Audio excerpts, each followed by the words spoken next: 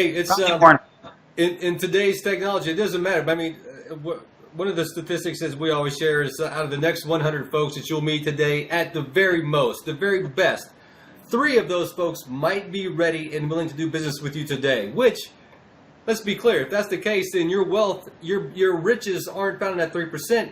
They're in the untapped potential of the 97%. So you've got to get really good and clear on what you're going to do to present yourself that 97%. And for a period of time, it may take 2 years or more before they finally have an opportunity, because it's not when you're ready to sell, but it's when they're ready to buy. And so to circle back on what Chris is talking about, I think it's also a paradigm shift. I don't always want cheap. I want good or best. And it's not the cost, it's an investment. Right? Absolutely. And if you're making the right investments, that investment is meant to is meant to provide a return for you. So you've got to get good at looking at those things. And going back to, like you just said, having an app, you don't necessarily have to have an app, but if I can improve and increase my customer experience and make it super easy for them, I keep them. I win. Yeah. At the end of the day, they're right there next to me. And if people don't believe that, why do people drive Mercedes? Don't tell me they're the best car, because I bet you can find a better car. And I'm not knocking Mercedes. Why do some people buy a Ford Focus or a Chevy Cruze? It's what they can afford, right? They're $16,000, $18,000. But why does somebody have to drive a Maserati? Because they want to. They want to. But more importantly, it's their brand. Well, yeah. But it's who I am. Your car is the biggest social status we have in America. Is it or is it not? Yes. I mean, I know people that drive a Mercedes, a $70,000 car, that rent an apartment. Okay. But it's you don't think brand is everything. Status. Yeah. It's how I'm going to be perceived by the outside world. And just think about those websites when somebody's paying $500 or $1,000 or $1,500 for that website. What is your perception? Yeah. Don't think, oh, I'm getting a website, and it doesn't work that way. I highly recommend it's the same thing as with the 5 people you surround yourself with most, right? They best be of value to make you better. It's the same thing as your website. Your website should make you better. Absolutely. Chris, I could go, I'd love to have this conversation. You got the energy, you've got the insight, and I'm sitting here just making sure I want to talk about this, I want to talk about that, but I wanted to focus on this today. I'll say we'll be on for another hour. Can I just reiterate one quick thing? Please. It's funny you say the 3%. In my mind, the way I look at things, out of those 100 people, 100 people are buying from me now. And it's a mind over matter concept. And I always say to the people that I work with when I'm going out on an appointment, play this through our head. Play this through our head. It's like when I played college ball. I played it. This is what's going to happen. I'm going to hit the 3 at the buzzer. We're winning the game. Or I'm going to make a pass, and my guy's going to hit a 3 in the corner. Playing in my head to win. I'm not playing in my head that 97 aren't ready yet and only 3 are. I'm playing in my head that all 100 are ready now. And as I was saying to a guy that I'm recruiting, I said to him yesterday, which he works for WB Mason, and I said to him, when you walk into a door and you do a cold call or a cold walk-in, right? And what's going through your head? He said, the first thing is, I just want to get him to trust me. I don't want to make any sale. If he trusts me, the sale is already made. It's just a matter of, will it be today, tomorrow, or a week from now? Yeah. And it's a beautiful mindset on a 23-year-old who will be a very successful salesman. Nice. And I said, if he says no, what do you think? No big deal. No just means not right now. I'll be back tomorrow. And I said, for a 23-year-old, you have no problem. He says, nope, I'm going to knock on the next door. I'm not wasting my time. I will be back. I will come back. He's just not ready now. And the mindset of a 23-year-old that's like that, to me, is a winner. He grew up, he's a winner. Because in life, I don't care if it's sports, I don't care what it is, he is not failing. He's going in with it, playing that out. And you have to play, as Larry Bird always said, and he did one of the most cockiest things ever in the three-point contest. When you hear the story, he went in to Michael Jordan and all the other players that were in the three-point contest, and he quietly walked in and said, who's coming in second? And he walked out. And it's not that he's being arrogant. It's that in his mind, he just beat you. You're coming in second, so better start shooting for second place. And he also said something very interesting that I love, that I try to teach my kids, but I have to put a story behind it. he'd always ask, and I remember when we had teams, they picked 2 captains and you had to pick teams, right? 5-on-5, big basketball player. The first thing he would ask of the 9 or 8 guys that he was going to ask, who's the sorest loser? That's the person that isn't used to losing. It's not the person that's the poorest sport. It's the person that's not used to losing. And if you're not used to losing, you can play on my team all day.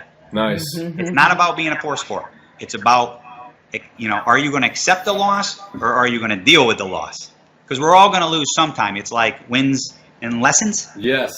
Don't lose. So I take a lot of Larry Bird, and I think of those simple little things, and I think it's just phenomenally psychology going in there. Who's coming in second? It's really simple. And if we go into a sale, I don't care where it is, and we can't look at everybody as a sale, because sometimes I need to get to you to be able to get to who I'm really trying to get to, right? Yep. And I think we need to analyze that, and I think we need to be real.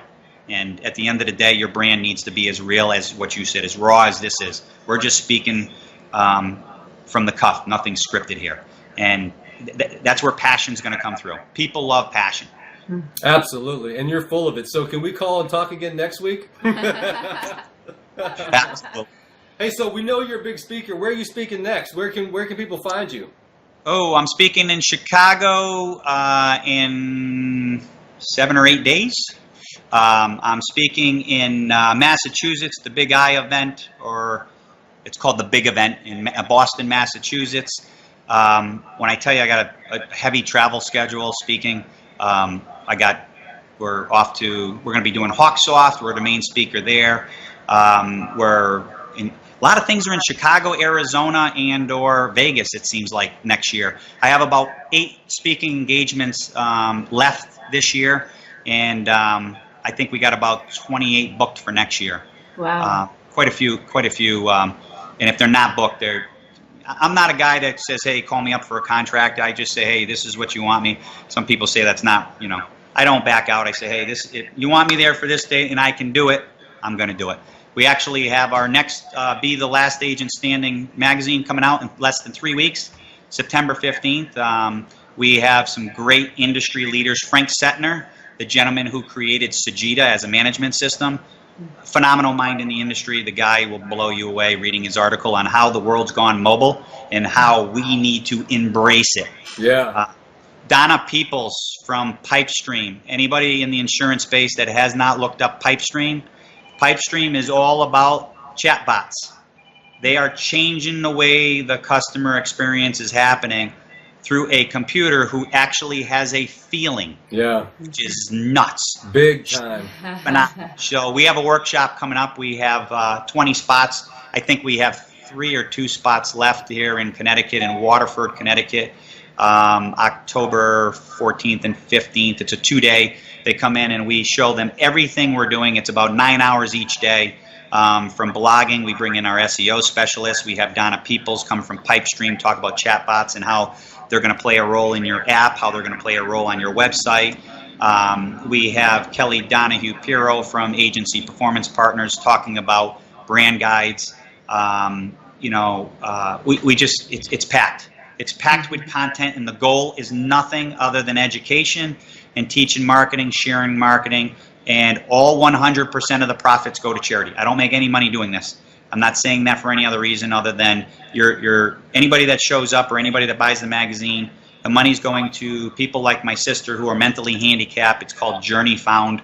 My father founded it. It's a group homes. There's 40 homes, excess of 90 young adults. And these people are 24 hours a day care. They don't drive. They don't have the ability to drive. Most of them can't work. Some of them can work an hour or 2 here and there. It's an amazing organization, and what's the difference? As I was selling, we're doing a big gala. As I was selling an insurance company, is this organization is based about love. They're human beings. As one of my best friends who was a professional boxer, I love Ray Fallon. He always says, Chris, the reason why I'm involved with Journey Found is not because of you. You opened the door to me. But I need in my life to be able to give one of these young men and women a voice. Nice. Think about dying. He's a Marine, and he says, think about dying without having a voice. When you see somebody who's mentally handicapped or Down syndrome, they are human beings with feelings. They have a voice. Listen to them.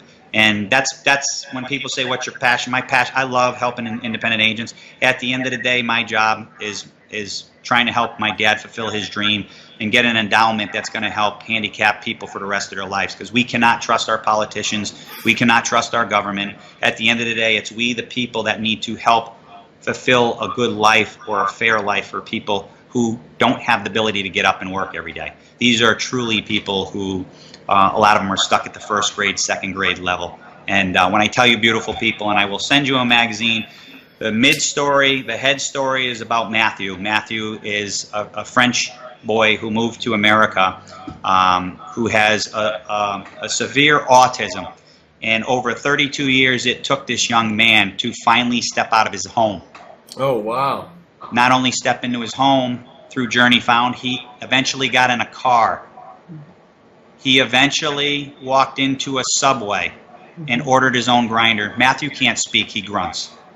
It's truly amazing. I have a video, a 13-minute story, and his parents wrote the article for me, and they cried because they said, well, it means that much to me to be able to share that story with you, that you will put down, even if you don't like any of the marketing, you will read that story, and I promise you will go to bed saying, I am blessed beyond belief. Mm-hmm. This kid and his story and his parents brings tears to my eyes. So it's just amazing. We're doing God's work, in my opinion, and also we're helping independent agents and agents throughout the country, just as you guys are doing. Mm-hmm. And folks, listen, if you're still with us, hang on just a few more minutes, because at the end of this interview, I'm going to put up all the links where you can get a hold of Chris. I'm going to ask Chris to give us the link to that video so you can see it. And look, if you're in your business and you know you are here and you want to be there, reach out to Chris. Get involved in his work. What's that? I take calls every day. I'm no different than every other agent. People say, well, you're a busy man. It's not about being busy. We all put our pants on one leg at a time. We're no better than the next person. So I take calls all the time, because there's a lot of guys and women, hopefully more women in this industry stepping up. Love to see more women. And they started just like me. I started as a scratch agent.